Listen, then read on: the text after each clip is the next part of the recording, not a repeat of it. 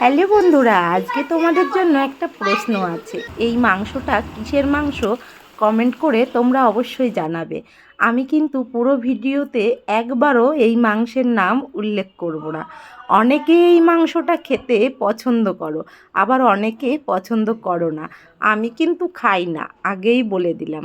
Comment বক্সে জানিয়ে দিও কী হতে পারে। আর সঙ্গে ছিল চিকেন। কাকা শ্বশুর বাড়িতে এসছে, কাকার চলে যাওয়ারও টাইম হয়ে এসছে, সেজন্য কাকিমা কাকার কাছে বায়না ধরেছে বাড়ির বাচ্চাদের পকোড়া রান্না করে খাওয়াবে।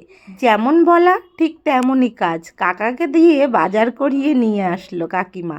কাকিমার আসতে একটু লেট হচ্ছে দেখে আমি সব কিছু পরিষ্কার করে মাখাতে শুরু করে দিলাম। আর এদিকে কাকিমাও একটু মশলা করে দিয়েছিল, আর বাদবাকি জিনিসগুলো আমি মিশিয়ে নিচ্ছি। কাকা বাড়িতে আসলে কিছু না কিছু আমাদের খাওয়াতেই থাকে। কাকিমা আমাকেই দায়িত্ব দিল চিকেন পকোড়াগুলো ভাজার জন্য। আমি ভেজে ভেজে দিয়েছিলাম, আর কাকি সব বাচ্চাদের বাড়ি বাড়ি গিয়ে দিয়ে এসেছিল। আমাদের বাড়ি এমন জায়গায়, আমাদের সব আত্মীয় স্বজন আশেপাশেই আছে। কয়েকটা বাড়ি পরে পরে গিয়ে আমার পিসি শাশুড়ির বাড়ি, জ্যাঠা শ্বশুর বাড়ি, কাকা শ্বশুর বাড়ি, আমাদের এক গ্রামের মধ্যেই বাড়ি। সেজন্য সন্ধ্যাবেলা সব রান্না করেছিলাম, আর কাকিমা গিয়ে গিয়ে দিয়ে এসছিল সব ঘরে ঘরে। এটা কিন্তু দারুণ মজার ব্যাপার। আমি রান্না করছিলাম আর মনে মনে এটাই ভাবছিলাম, সকলকে নিয়ে মিলেমিশে থাকার মধ্যে যে কী আনন্দ শান্তি। সত্যি কথা বলতে যারা থাকে তারা নিশ্চয়ই জানে, আর যারা থাকে না তারা অবশ্যই সব কিছু মিস করছে। আর আমি তো বলবো সকলকে নিয়ে মিলেমিশে থাকার চেষ্টা করো, দেখবে মনের ভেতর অনেক শান্তি। ভিডিও শুরুতে যে প্রশ্নটা আমি করেছিলাম দেখো, সেইটাই হচ্ছে এখন রান্না। মাংসটা দেখে কি কেউ চিনতে পারছো কী মাংস? আমি কিন্তু একবারের জন্যও বলবো না কী মাংস রান্না করছি। অনেকেই গেস করে নিয়েছো। এই মাংসটা খেতে আমার কাকা শ্বশুর ভীষণ পছন্দ করে, সেজন্য ভাবলাম কাকা যাওয়ার আগে মাংসটা রান্না করে খাওয়াই। কষিয়ে কষিয়ে মাংসটা রান্না করছিলাম একদম স্লো আঁচ দিয়ে। আর আমি কিন্তু প্রেসার কুকারেও দিইনি, কড়াইতে ঢেকে ঢেকে রান্না করেছিলাম। আর মাংসটা সত্যি কথা বলতে ভীষণ সুন্দর সফট হয়ে গেছিলো। আমার ছোটো মেয়ে দু টুকরো টেস্ট করে দেখেছিল, ওকে দিয়ে টেস্ট করিয়েছিলাম কেমন খেতে হয়েছে।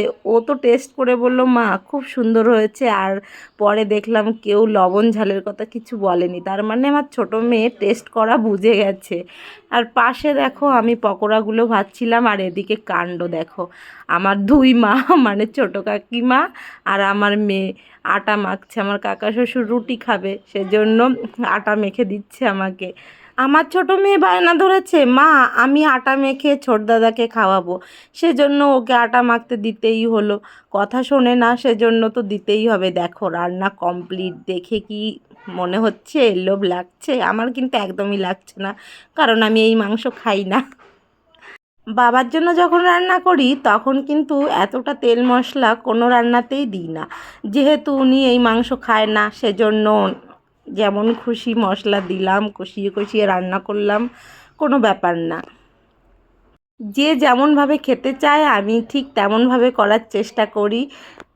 কাকিমা সবাইকে ভাগ করে দিয়ে আসলো পকোড়াগুলো, তারপরে এসে দেখে আমার কাজ বাজগুলো এখনও কমপ্লিট হয়নি, তাই উনি আমাকে জোর করে বলল যে থালা বাসনগুলো আমি ধুয়ে দিচ্ছি। আমাকে সরিয়ে দিল, আর কাকিমা থালা বাসনগুলো পরে মেজে দিল। আমি কাকার জন্য রুটি বানালাম, খাবারগুলো প্যাকিং করে দিলাম। তো আজকের মতো টাটা, আবার দেখা হচ্ছে নতুন আরেকটি ভিডিওতে। ততক্ষণ পর্যন্ত তোমরা খুব খুব ভালো থেকো।